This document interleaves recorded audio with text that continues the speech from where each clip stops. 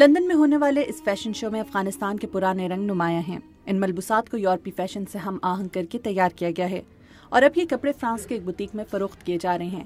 ان کپڑوں کی ڈیزائنر زلیخا شیرزاد کا کہنا ہے کہ وہ پرانے اور جدید فیشن کے امتزاج سے کپڑے بناتی ہیں۔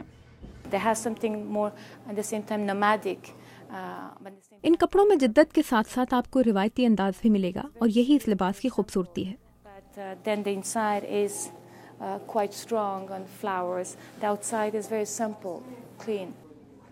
شیرزاد نے 6 برس قبل ظریف ڈیزائنز کا آغاز کیا تھا اور اب افغانستان میں 50 خواتین ان کے ساتھ کام کرتی ہیں اور کپڑوں پر ہاتھ سے افغانی کڑھائی کرتی ہیں۔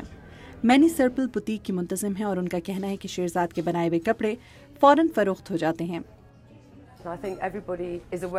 میرا خیال میں ہر کسی کو معلوم ہے کہ یہ لباس عام نہیں بلکہ خاص ہیں جنہیں افغانی خواتین ہاتھ سے رنگتی اور بناتی ہیں۔ ان کپڑوں پر ہاتھ سے کی گئی کڑھائی اور بنائی انہیں یورپی منڈیوں میں بکنے والے کپڑوں سے زیادہ دلکش بناتی ہے، جو یہاں آنے والے گاہکوں کو حیران کرنے کے ساتھ ساتھ بہت متاثر بھی کرتی ہے۔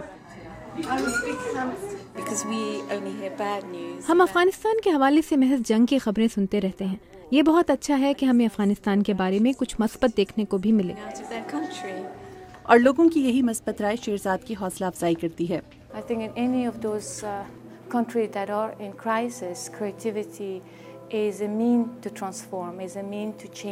میرے نزدیک کسی بھی ایسے ملک میں جو بحران کی زد میں ہو، اس قسم کی سرگرمیاں خاصی مثبت ہیں جس سے چیزوں اور حالات کو بدلا جا سکتا ہے، امید دی جا سکتی ہے۔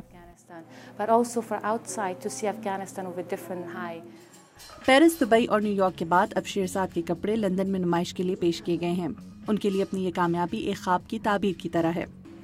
سیلا ہینسی کے ساتھ مدیحہ انفر، اردو VOA۔